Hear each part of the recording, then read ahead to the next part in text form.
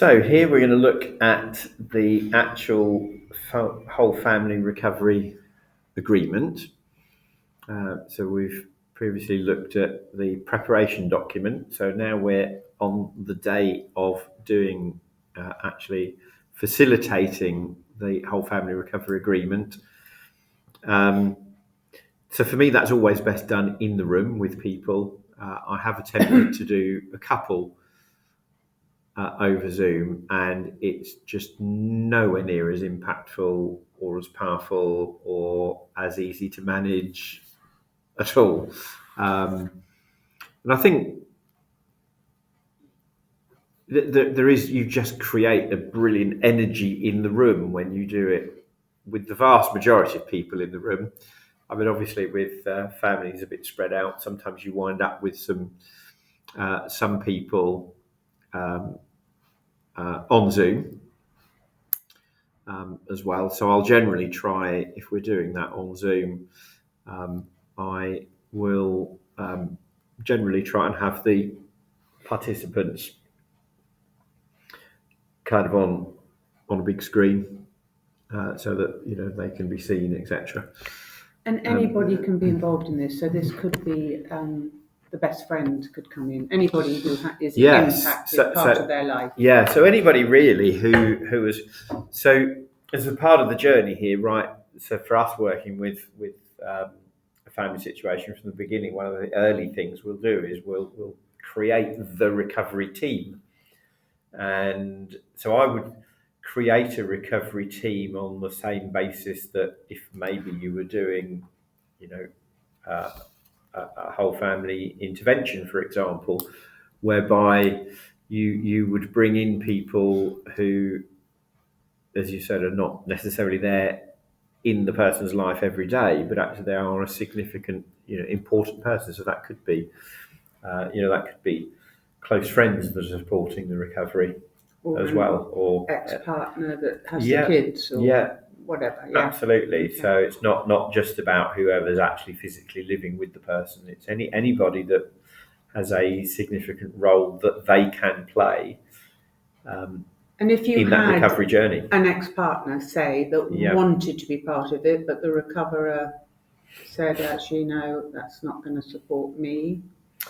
So, I mean, obviously, that's a conversation to be had if there are children involved, isn't it? That is a conversation that needs to be had. Most often, we do get to a point where the recoverer does accept having their ex-partner involved. What occasionally will happen is that ex-partner wouldn't be tolerated, I suppose is the best way to put it, by some of the wider family. Yeah. So in that case, if that would be either intolerable or uncomfortable from his or her perspective to be back in that kind of family scenario, what we would do then is we would do the whole agreement with everybody and then actually sit down and do it again, but obviously it's very much quicker, just section by section, but with the ex-partner. Okay. Right, so that they can, because there are things to be agreed between those parties, aren't there, at the end of the day? Yeah. So, yeah. So whilst we might do the bulk of the recovery team first, and then we would get together. So it could be afterwards. Current spouse that the rest of the family won't sit in a room with. I guess it could well be, and so then you would do separate ones. Yeah, so interestingly, if it's current spouse, so I did one last year actually where the current spouse just was so battered that they couldn't contemplate the possibility of sitting down with the whole family. Mm-hmm. And in fact, there were also some things in that particular situation. Actually, it's the first time in probably, I don't know, about 9 years or so that we've had this situation. But actually, there were some issues that needed to be handled and planned for moving forward, which it was inappropriate for the rest of the family to have any knowledge about. So there were some kind of business things and some other things to do with their personal life between the two of them that it just was not appropriate for the rest of the family to be aware of. So in fact, in that particular instance, what we did was that we did the recovery agreement with the husband and wife, the husband, the recoverer. So we did the whole agreement process with them, and then we did it with the whole family, but with her there as well. But what that had enabled us to do was to deal with some pretty difficult. We'd managed to deal with the really, really difficult aspects of their personal relationship in the privacy of just myself and them, and then we were able to bring the rest of the agreement forward with the rest of the family, because they were both in a much better place. They dealt with some pretty difficult stuff that needed to be dealt with and put into the agreement. We were able to put the stuff in the agreement in a kind of non-descriptive way, if you know what I mean. So, but that worked really well. That worked really well. Yes, okay, it's a double piece of work, but it's what's needed. But it come across very well. So that's the first time I've done that, but it worked very well. So we have our recovery team. We have the meeting time set in one of the family environments, wherever that's hosted, in one of the family environments. We arrange then to speak with the recoverer for 20 minutes, half hour, just to actually run through this document with them. And this is the first time they get to see the document. What I found, having experimented with sending it to them first, it doesn't have any positive benefits, and actually sometimes can have a negative benefit of overstressing the person before the event, and it doesn't detract from the efficacy of doing it by them not having seen this beforehand. So nobody will have seen this. So nobody would have seen it. The family won't have seen it either. They just understand broadly. So if you've looked at the preparation document, there's enough in there to prepare them for this, but nobody would have seen it in detail. So we would then introduce it when everybody's together. So we've done a pre-session with the recoverer, and then we're all together, and we would just introduce the session on the basis of the fact that, obviously, thanking everybody for coming along to put the agreement together, and to make it clear that whilst the agreement is about the recoverer's recovery journey, actually the agreement is there to best serve everybody's life moving forward because of the kind of wide impacts of addiction and the level of support that's necessary and appropriate for somebody on a recovery journey. And also just to really say to people that the reason that we started doing these was because everybody is treading on eggshells. We found that everybody was treading on eggshells, the person coming home, the people that the person was coming home to. And we know that when people are treading on eggshells, things can sometimes go wrong either pretty quickly or even in the future down the road. So there's nothing better than having everybody knowing what to do. And again, what families say to me time and time again is, if only I knew what to do to help. So actually, this is how the family gets to know what to do to help, because you, Miss Recoverer, are able to, today, this is about you setting out what, effectively, how you all behave moving forward. With the good days and the not so good days. So we then arrange, how are we going to capture this? So that's the next piece of housekeeping, is how are we going to capture this? So I would talk obviously to the recoverer and say, how do you want us to capture this? Do you want to, we're going to write stuff in which people are then going to sign up to. So do you want to kind of write the stuff in as you go through? Do you want somebody else in the room to kind of write it in? Do you want me to capture it on the laptop as we go through? How would you like us to do that? Probably in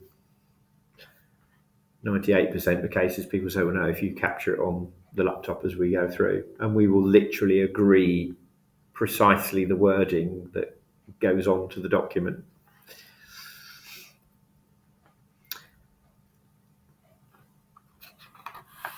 Everybody in the room then has a copy of this, so I will print off a copy and give a copy to everybody in the room so that they know where we are at and they can follow the meeting through.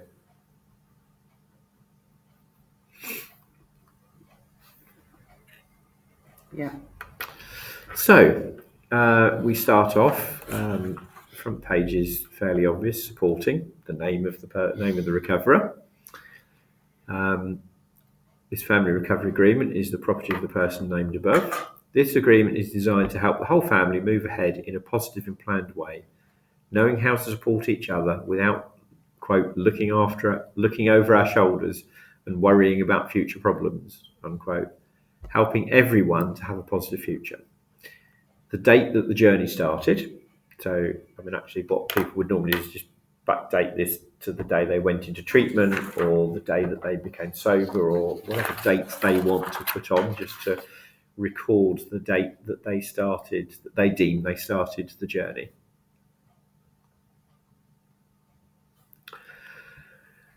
So then, in this family recovery agreement, we invite the recoverer to do this page 2. So my recovery goal is, the second thing we're asking them to do is to put in there and tell us what their 3 current main objectives are. So the reason that I came to include this in the agreements is that it was very clear to me that there's a lot of misinterpretation or misunderstanding and assumptions that go on here between the recoverer and the people around them. And oddly enough, quite often, perhaps not oddly enough, the families have never actually said to the recoverer, what's your goal from your recovery? In many instances, as we know, the person's actually on a recovery journey more because the family have empowered them to take a recovery journey, rather than that they've necessarily said, oh, right, can I do this, please? So I invite them to set out there what their recovery goal is, because that's extremely helpful, just even for them to contemplate and say, well, actually, what is my recovery goal? Because it's more than, kind of just being abstinent. Now, the detail of what goes into there can vary quite dramatically. So some people have got, they'll fill practically the whole of that box. They've got half a dozen things that say, well, actually, the goal of my recovery is this, to be abstinent, to be able to do this, to be able to work again, to be able to. So they may have a whole bunch of goals in there. they might give a general description of what they see as life beyond addiction being for them. But it's just really to essentially help the family to understand and for the person to acknowledge kind of this is what my goal is. This is kind of what recovery looks like to me as a goal. Then my three current main objectives. And again, this is interesting because I even find sometimes that people coming out of a structured recovery program sometimes even struggle to fill this in, interestingly enough, or worryingly enough, whichever. Again, the reason for asking them to put in what their three current main objectives are is so that they and the family can really understand, well, what's the agenda right now? And that might be 5 meetings a week, or 1 meeting a day, or get a sponsor, eat. Absolutely. So I mean, the one thing that people consistently put in there that always comes up is whatever their sentence is, or however they would describe their abstinence. So that always goes in there. But yes, I mean, the other things I've had people say about getting fit. I've had people say about repairing a relationship. I've had people talk about changing their nutrition, finding somewhere different to live, all sorts of things. Obviously, kind of 90 meetings in 90 days is quite often one of the things that is suggested as a current three main objectives. Yeah. And you keep it to 3. You get them to really identify the 3 biggest ones. Yes, yeah. And I mean, actually, I don't think I've ever had anybody that said, well, actually, I've got 10. Quite often, actually, more often, people struggle to get to 3. And look, that's fine. They are where they're at. And why I put this in is because if you've got 9 people in the room, then, including me, there's 8 people in the room that have got a different understanding in their head of what they think the answers are going to be to both of those questions. Yeah.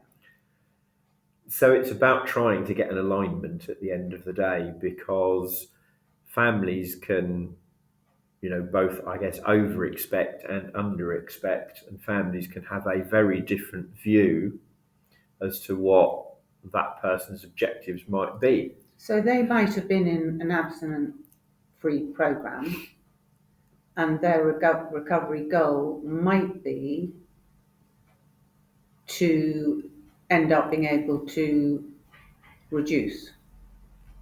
Yes, it could be. Yeah. In which case, sort of the family need to know that. Yeah, absolutely. And so if they can only come up with one current objective, then we stick with the one? Yeah, I think that's fine. So, and actually what I would want to do then is just say, just kind of looking at your kind of recovery and support team here, does anybody have any kind of views and thoughts on that? And because I think that's important to make sure that everybody is actively in the same place. So, actively supporting if there's only one recovery objective. They're interested when you open it up to the room, what will quite often happen is that somebody might say, well, if say the objective was just to stay sober, for example, objective 1, stay sober. Somebody might say, well, look, when we came to the rehab and you were talking about like when you came out, you were going to do 90 meetings in 90 days or whatever. Is that?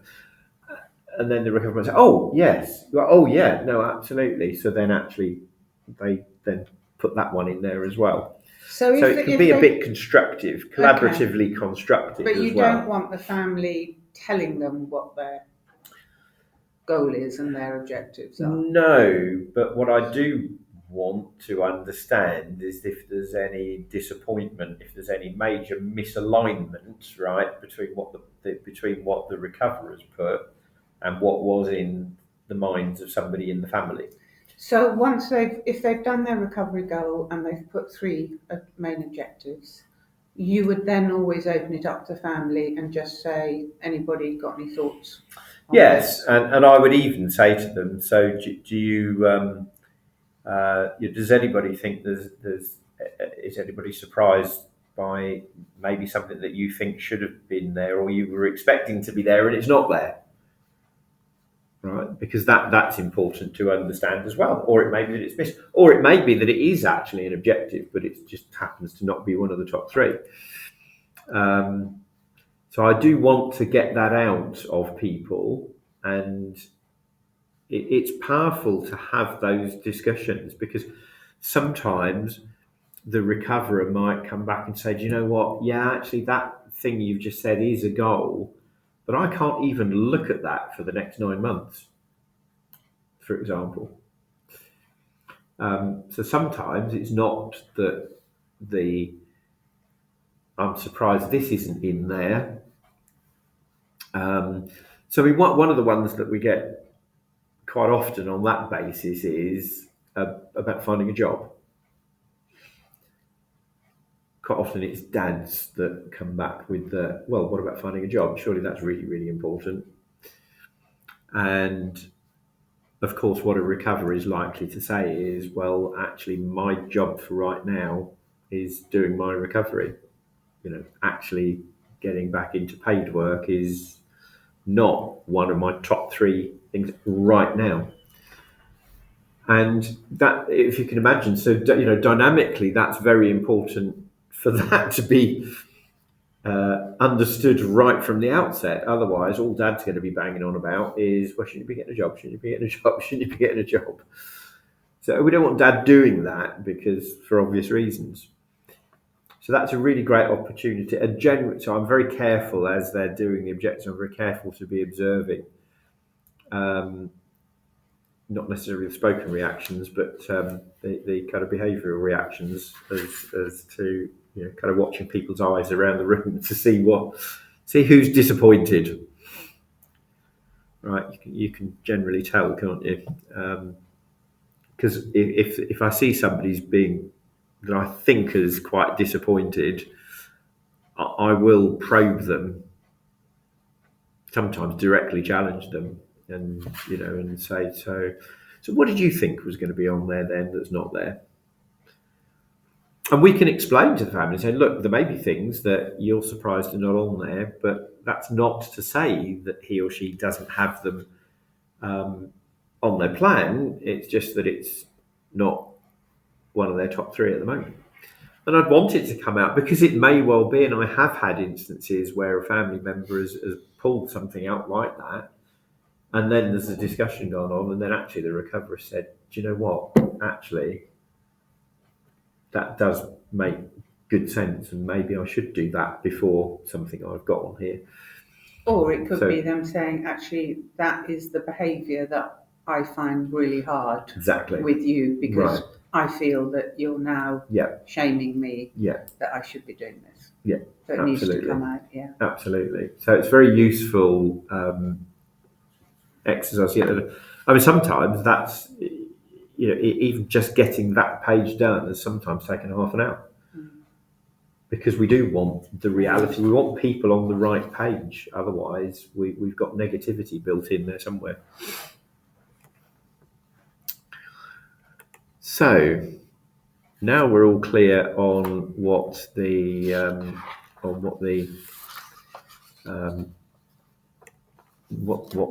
goals are. Can I ask one quick question? Yeah. If you're doing this in a recovery centre, with the therapist co-facilitating, would you give them this, the therapist give them this before the session so that they know what's coming? I have never done so. I've given it to them at the same time. Okay. They've had the preparation document. I haven't done so. And part of the reason that I haven't done so is that from my perspective, I kind of want to see where the person's really at. What we don't want is a kind of pre-canned, directed response. And I've come across some scenarios where I knew that that's what we would get. Even if the therapist is not going to show this to the client, but just so the therapist is prepared to facilitate. Look, I don't think there's any big issue necessarily with showing it to them. I think that's that's a personal preference. In most cases, to be honest, I find that they say they haven't got time to do anything else with the person. To be honest with you, it's like sometimes I said, "Do you want me to send it?" And I said, "No," because I don't want to go there. That's your thing. That's fine. You come and do your thing. That's fine. Yeah. But yeah, no, good question. So here we have. We're looking here. This page then is very much about what I commit to. This is where the person in recovery sets out what you're committing to doing for the next stage of your journey. These are personal commitments to yourself as a planned stage of these generally post-residential treatment. So this is really the key here is saying to the person, this is what we want here, line by line. Each thing that you're doing goes on a separate line of this page. And obviously we can extend the number of lines. But this is about what have you committed to doing. So the fastest way to get this started is actually to have them pull out their relapse prevention plan, or whatever the document was that they came home with, which was their plan for moving forward. And then we actually transfer that onto this page. So that's the one they've done with the treatment centre? Yes, yeah. We'll come back to the technicalities in a minute. So all of these pages you'll notice are a left-hand side and a right-hand side. They're all split in two. So on the right-hand side in this particular one, what we're looking at then is if I fail to honour my commitment, and what we want to do here is for each commitment, you set out what you want to happen, i.e. the recovery, in the event that you fail to or struggle to keep the commitment you made to yourself in the left-hand column. The solutions you choose here may include how and who you will reach out to for guidance, help and support. It may include pre-agreed sanctions that you want the family or someone else to bring about to support you. The point is for you now, whilst you're in control of things, to use this opportunity to define what support you're seeking in the event that things are not going to plan. So what we have now then is the commitments on the left-hand side, and the team is then going to pull together and put in on the right-hand side what happens if the thing on the left-hand side isn't happening. So this is all the recovery again. So yes, so this is about them putting in the commitments and then as a team filling in the right-hand side. Oh, okay. If that makes sense. I mean, always led by the recoverer. So to take an easy and most obvious example, I commit to X number of meetings per week, goes in the left-hand column. And then the question for me would be, okay, so if you're not attending those number of meetings in the week, there's two possible scenarios. One is that you might reach out to somebody and say, look, I'm struggling with having these meetings. Or number two scenario is that actually you don't want to reach out to anybody because maybe you haven't even realised that you're not going to the meetings, or you're just coming up with a whole bunch of excuses because actually, your recovery mind is a bit off the job. Now, in that case, how do you want this team to help to bring to your attention the fact that your meetings have dropped off? And that may be about who would you like to bring it to your attention? How would you like them to bring it to your attention? When would you like them to bring it to your attention? What language might you want them to use to bring it to your attention? So it could be all of that, any or all of those things, because they can all be an important part of the equation. But what you've got here is, so you've made the commitment to yourself here and shared that with this team of supporters that I'm going to do, for example, 5 meetings a week. So actually, firstly, if you're finding that a struggle, would you reach out to anybody, do you think, as you sit there right now? Might you reach out to somebody? That's one scenario. But what they'll often recognise is that, so they may turn around and say, yeah, well, actually, I'll talk to my recovery coach, I'll talk to my sponsor, or I'll talk to me, or I'll talk to a family member. That's fairly straightforward, because if they do reach out, that's great. But the problem one is when they don't recognise, they're in denial about, or they haven't recognised that they're not going to the meetings, isn't it? That's what we want. This is where we get to be able to prevent some of those things that have perhaps in the past contributed to a slip, lapse, relapse, or reignition. So is what I'm not understanding here is the Recover has committed to 5 meetings a week. Yeah. So if he fails to honour that commitment, is it him saying, I want Mum, you to call my sponsor? Or is it Mum going, if I notice you haven't gone to 5 meetings this week, what do I do? So do you see what I mean? So yes, so as the facilitator, I will ask the question. Okay, so what I would say is, so if we've got five meetings a week, great. Okay, if you yourself notice that you're struggling, if you're struggling with that, who are you going to reach out to, right? Assuming you're going to reach out, so we'll get that piece nailed. That's fairly straightforward. And then, as the facilitator, I would then say, so now, if you're not fulfilling this commitment, and actually you haven't reached out to her, you haven't noticed about it, or actually, more to the point, whether you have or haven't reached out, if the family have noticed, is one scenario. What would you like them to do about it? And also, do you want their support if you are struggling to go to the meetings? Most people say, well, yeah, I do want their support if I have stopped going, because actually here I am in rehab or a day out of rehab, and I know that I need to be going to the meetings. Yes, I want some support, because if I've stopped.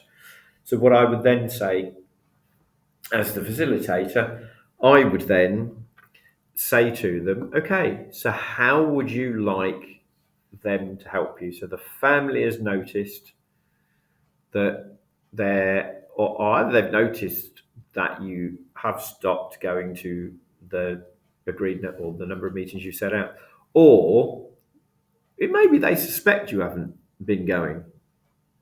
Okay, so how can they bring that to your attention? What would be a safe way for them to bring that to your attention? And that might be about, well, who should bring it to your attention?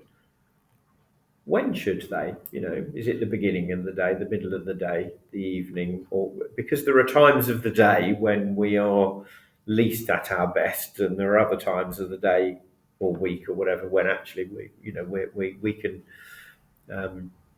better cope with having difficult conversations, shall we say? And there will be people in this group here that you wouldn't want to be the person to have that conversation with, because they would, maybe even their tone of voice and just the way they would say it, or, it would trigger past rows you've had, or whatever, right? Mm. So there are some people in this room who wouldn't be the person to bring it to your attention, but there's probably, hopefully, somebody in this room who would be the person that you would want to bring it. So, who would that be? When should they do it? Might there even be, let's think about, should there be a particular form of words that they should use, which could be pre-agreed that you're not going to, won't trigger you.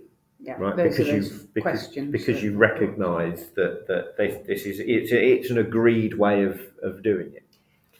And then we would formulate from there what that solution would be.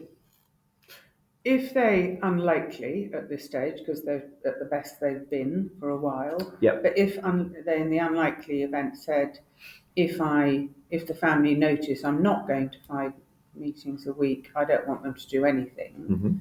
Would you then go, okay, I hear that you don't want them to interfere. How do you think that is going to impact your recovery? Yeah. To challenge them a bit. Yeah, for sure.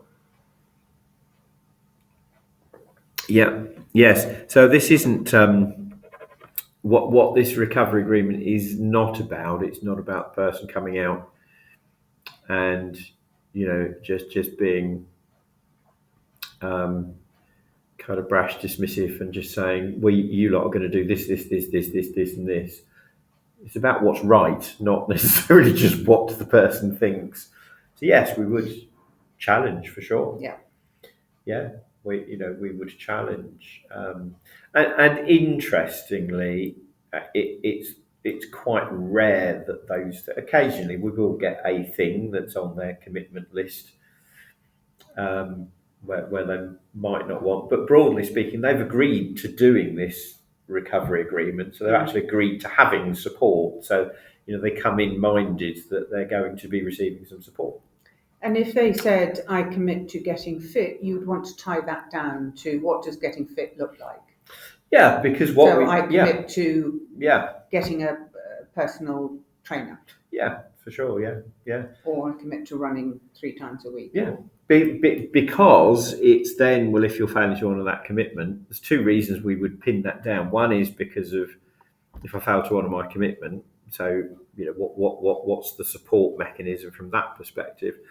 But actually, then when we get on to the future section, another section here, which is about what support do you want from people, we actually kind of need to know, that running, are you going to go out like 3 times a day? When's it going to happen? And the kid's going to be looked after, and whatever.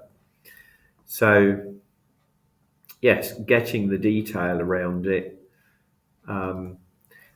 actually allows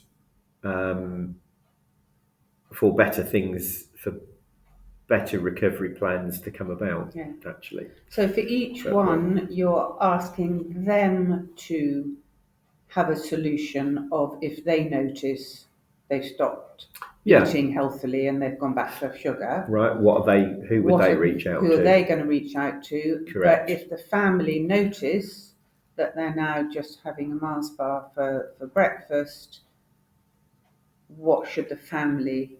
Right. How should the family support them? Yeah, 100%. Yeah. Who tells them, who brings it up, the language they use when they tell them. Yeah. Yeah, absolutely. Yeah, so it's both avenues. So what if they know, and it's not always about if they notice something, they might just be struggling at the end of the day, right? If it's a nutritional change, they might just be struggling to. So I had a client who, on the nutritional piece, said, well, I kind of want to, because we teach people to use the called a 5-star pro recovery nutrition plan. And actually they said, like, wow, this is really challenging. They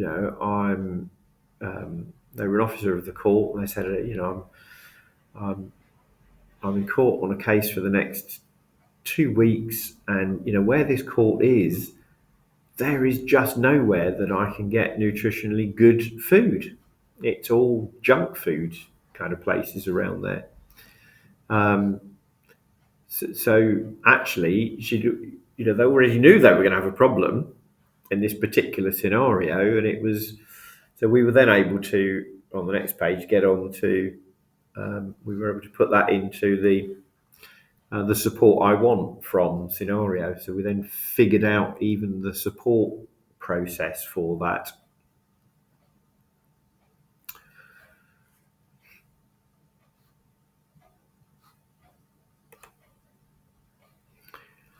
And one of the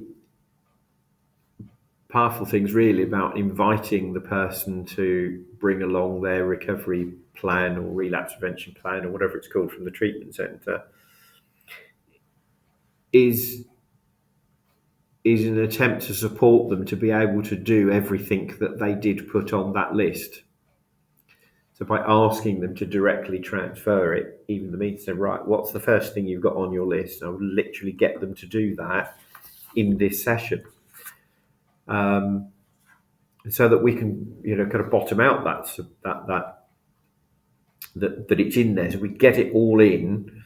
Quite often they'll be saying, "Look, I've put the family through so much already. I don't want to be taking even more from them." So they're quite reticent to do it. Sometimes it's a real struggle. So, what I do then is say to them, well, look, let's just get it all on there, and then there's another section that follows on from here where we look at what support you might need. Okay. Then when we get in there, we can just have a look and just figure out between everybody in this room how you can be supported to do everything that was on the list, right? Because if it wasn't important, you wouldn't have put it on there in the first place. So you have put it on there.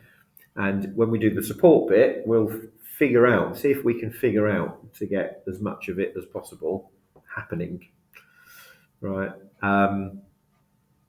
So yeah, we'll look at the support piece in a moment. But that's essentially what we're looking at there. So I commit to, and then if I fail to honour the commitment, or I'm struggling, who am I going to reach out to? Or if the family are noticing or I've got concerns as to whether I'm doing fulfilling a commitment, how do they reach out? As we said, how do they reach out? Who? Kind of where, when, language, etc.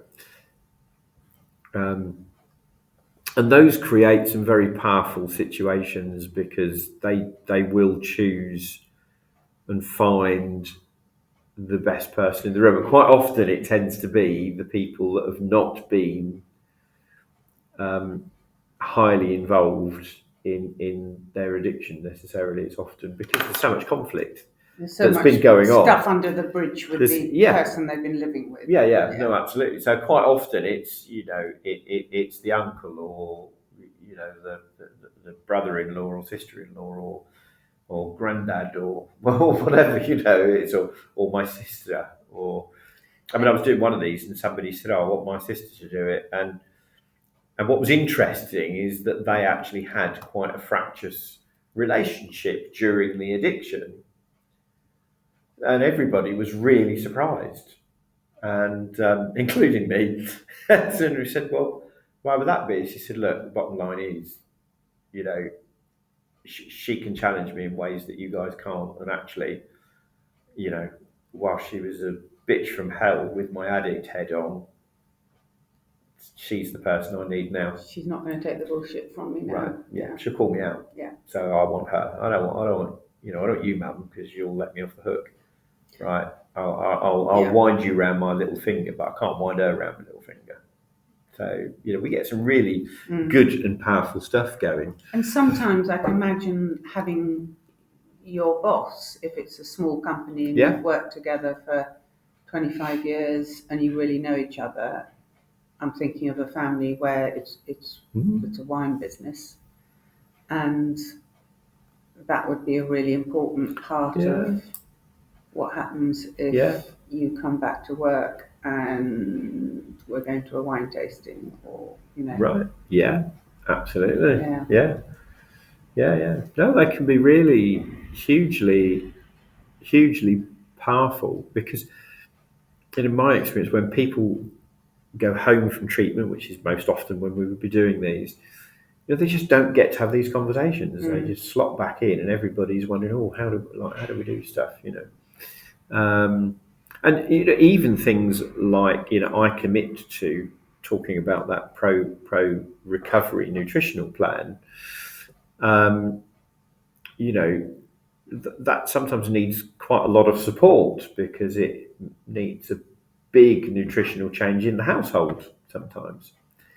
So when we get on the support section, that's important. But those are conversations that wouldn't ordinarily happen, because a person doesn't generally come over from rehab and say, "Oh, by the way, there's a whole bunch of stuff I need you to help me with," and it's like, are you joking? I've been with the kids for the last however many weeks you've been in rehab. You've been having a bloody chef in rehab. Right, absolutely. And now I'm coming over, and you want me to do what? Right? I thought you were going to come over and support me. So the conversations don't happen. So this is a powerful way of enabling those to happen, because then other people can jump in, other people can offer stuff. Like I said earlier about the mum who said, what if I fill your freezer every couple of weeks with kind of with food or whatever? And that was incredibly helpful. But that was just a conversation that was never going to happen if she'd just gone home and gone back to the family with all of their different agendas and thoughts and whatever, and her guilt about, I can't ask for any more help because of all the crap that I've caused you over the course of time, right? So I just won't bother doing that thing. So that's really what this commitment thing is about, is not torpedoing the recovery journey on day one because they chop down their relapse prevention plan from 12 things to 6. I mean, that's a recipe for disaster, isn't it? You've got 12 things there. They need to happen. And they don't generally, but they do, because here we capture that from the very, very outset. And of course, this feeds into a family saying, just if only we knew what to do. Well, here we're actually telling you what you can do. We're figuring it out together. So then we go on to the support page. So the support I would like from. So on the left-hand side here, we're actually putting in the name of the person. So wife, mum, dad, sister. So the name of the person. So this is again the recoverer doing. So they are defining out. So the help support I would like from my partner. My sister, my dad, my mum, my recovery coach. So I'll get a mention on here generally as well, because I need them to confirm what support they do or don't want from me. So the name goes down the left-hand side, and then they specify what the support is. So the support I want from mum is from. And support can be things that you do want people to do for you, as well as things that you want people to stop doing for you. So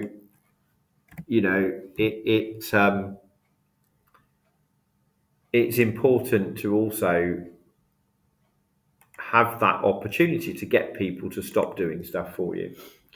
So the classic things, as we could imagine, that you want people to stop doing is stop checking up on me, for one thing. That always comes up. So this is both. So if, for example, you're just taking that nutrition thing again, right? If the person was saying, well, I as far as this nutrition thing is concerned, I just, in terms of, I'm going to just really struggle. So it might have been, I want mum to, restock my freezer with meals every whatever it is. It might be that, Uncle John is going to take me to my AA meeting on a Tuesday, and my brother's going to take me to a meeting in so and so on a Friday. And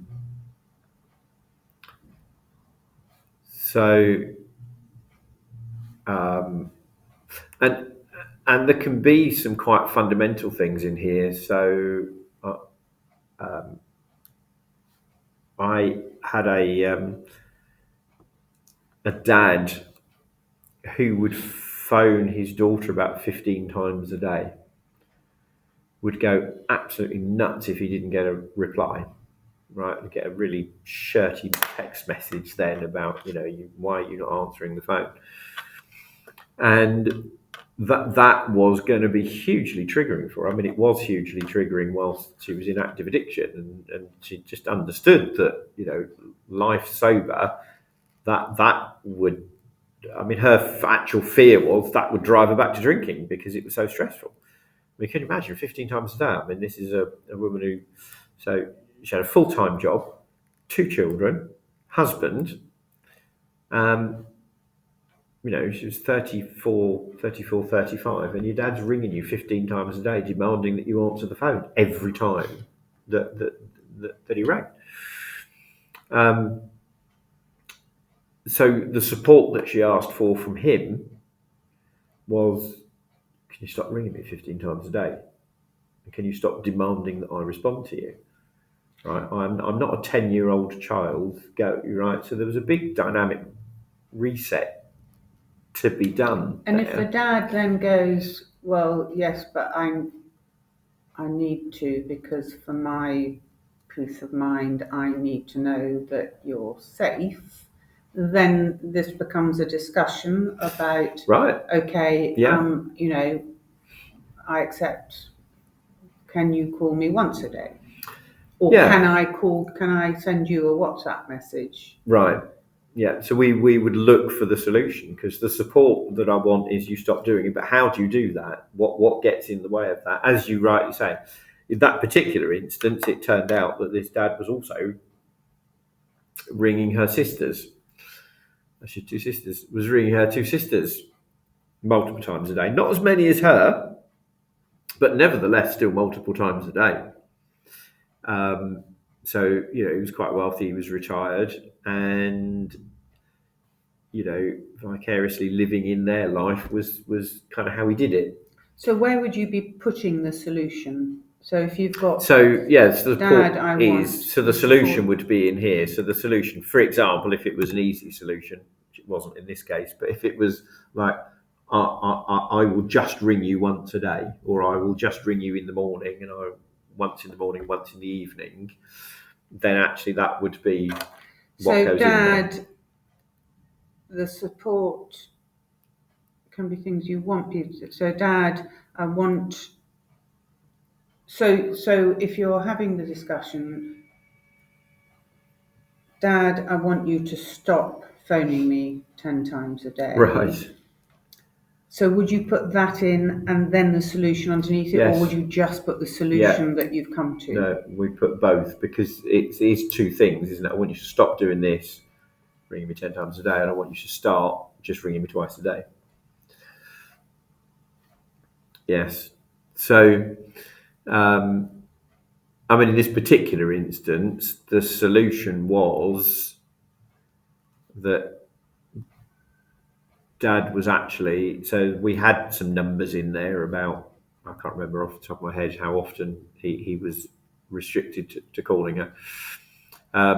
But the other support that she got was that Dad was going to get some counselling and therapy in order to bring about behavioural change on his part, because he recognised he was just never going to change all by himself. That particular instance.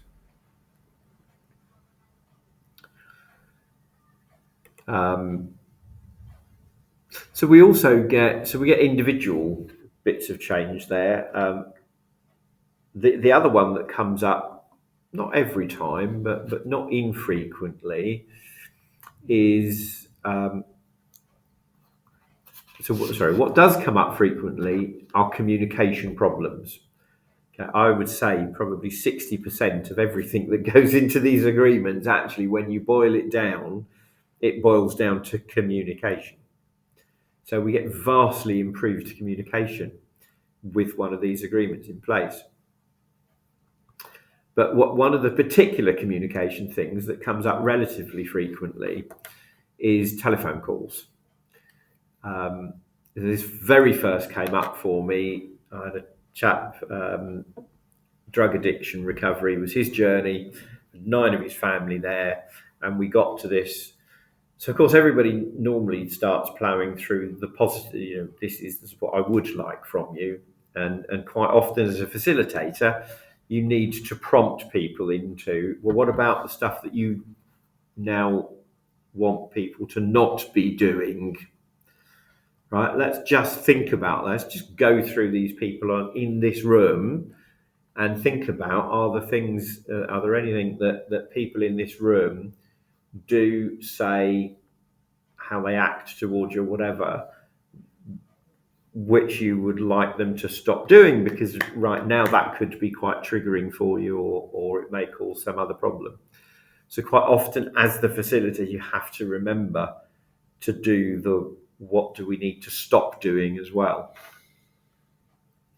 And in this particular case, this lad, say, we were 9 of us, or 9 of the family in the room, and I'd given that prompt. Is there anything you need anybody in this room stop doing? He said yes straight away. He was really, really quick, and he said yes.